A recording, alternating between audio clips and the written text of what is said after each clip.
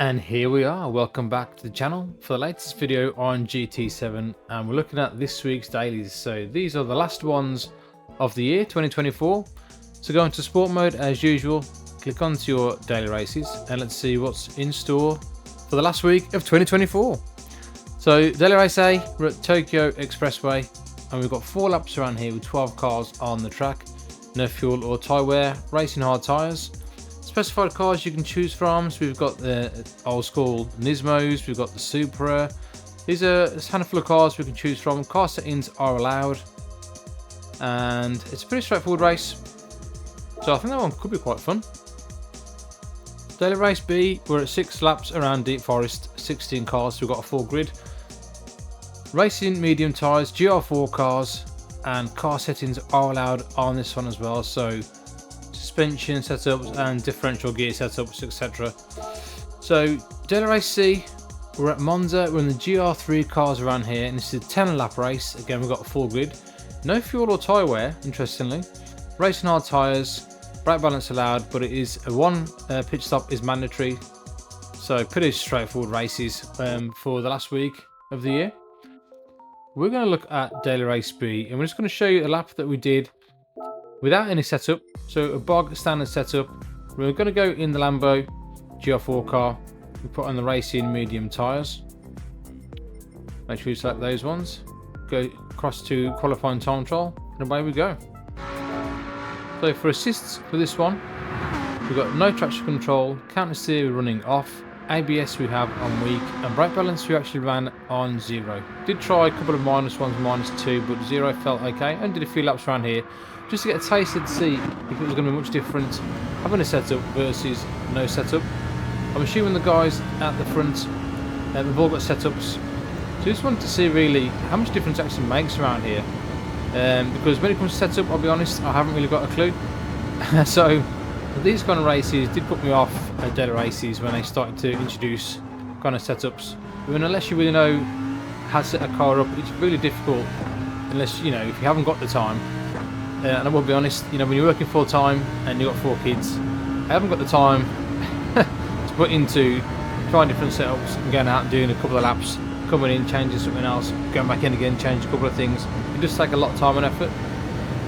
So I like the pretty straightforward races. So daily race A does tend to be quite fun. Last week's daily race A was absolutely mental race, and this week's daily race A does look quite fun as well. But normally a daily race B is where I'm normally at if I do any dailies at all, which I haven't really touched for a few months, to be honest. But daily race B are normally pretty straightforward, 4 or 5 laps around, you know, these circuits with no tyre or fuel consumption. They're pretty easy. But yeah, I mean, this is just the run through of the lap. You can see, I think that's where you're going to lose a bit of time with the setup, just the grip under those fast corners. And we don't really nail this last corner either. We're a little bit wide, today just getting onto that throttle. But I mean, like I said, we only did around about 5 or 6 laps around here just to get a half decent time in comparison. So we've come across the line for a 31.854, so comparable to the guys at the top. You know, they're doing, I think, a 31.2 or something, 31.1. So that put us 38th in the world at the time. But obviously, when everyone gets hold of a setup, that will drop down quite significantly, I would have thought. But now we're going to look at daily race A, and we're going to do a qualifying lap around here. We're going to choose the GTR Nismo. Lovely looking car, old school car. Look at that, over 1,000 brake horsepower. So this thing is going to fly. So assists for this one. Traction control we've got on 0, counter steer we're running off, ABS again we have on weak, brake balance we've got +5 to the rear as we want this car to rotate.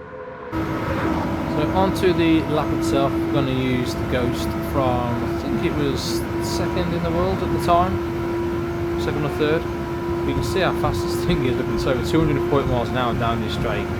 We're going to just do a little bit of a small track guide for you. So at the start of that barrier on the right hand side, that's where we're going to hit the brakes. And these brakes are on racing hard tyres, so bear in mind you're doing well over 200 miles an hour, so braking early is definitely key for this one. And be really, really slow on the throttle as well, really gentle with the throttle. See where that fence is, where the start of the fence is. When we get level with that, we're going to hit the brakes again to 2nd gear, come off and let the car rotate in. Accelerate out into 2nd gear, definitely better accelerating in 2nd than in 3rd.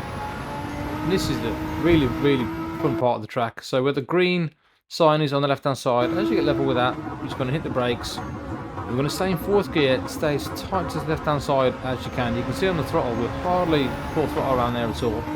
And as we come to this right hand, all we're going to do is let off the throttle. You can see no throttle, letting the car rotate around. Let's approach this next one, looking for that 100 board on the right hand side. As you go under that board, we're hitting the brakes. We're coming down to 3rd gear. Get as close to this left hander as you can, because it opens up the right hander. But again, be very, very careful on the throttle.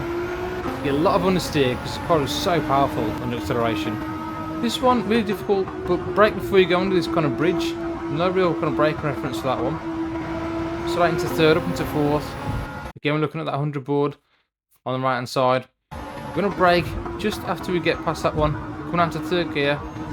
In this one, you've really got to push the track limits, get as close to the barriers as you can, but it feels so satisfying when you do get this right. 100 board for the next one. We're going to brake just before we get to that, come down to 3rd gear. Again, we're going to hug this corner. Kind of as the car straightens up, we're going to bring the car up to the right hand side, tap the brakes again to 3rd, and do lose a little bit of time here. Could have gotten accelerated a little bit early. You get to know the characteristics of this car, the amount of understeer you get under the acceleration.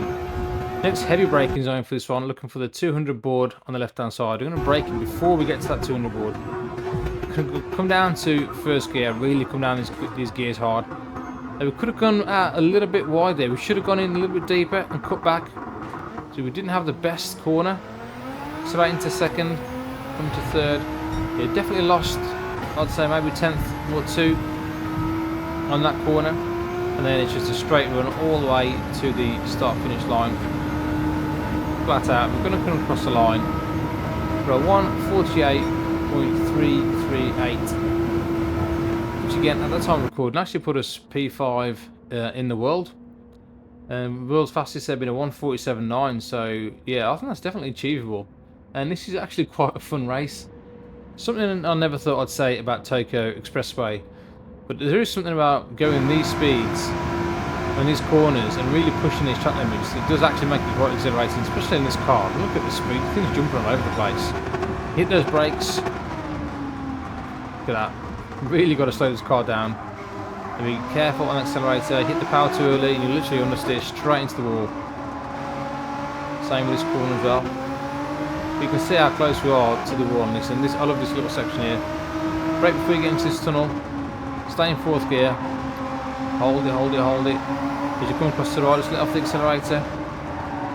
Again, look how close you're getting. Brake as you hit the 100 board into 3rd gear. We'll open up this right hander. Hit that throttle. This thing, when you hit the accelerator, absolutely shifts. It's an absolute rocket ship of a car.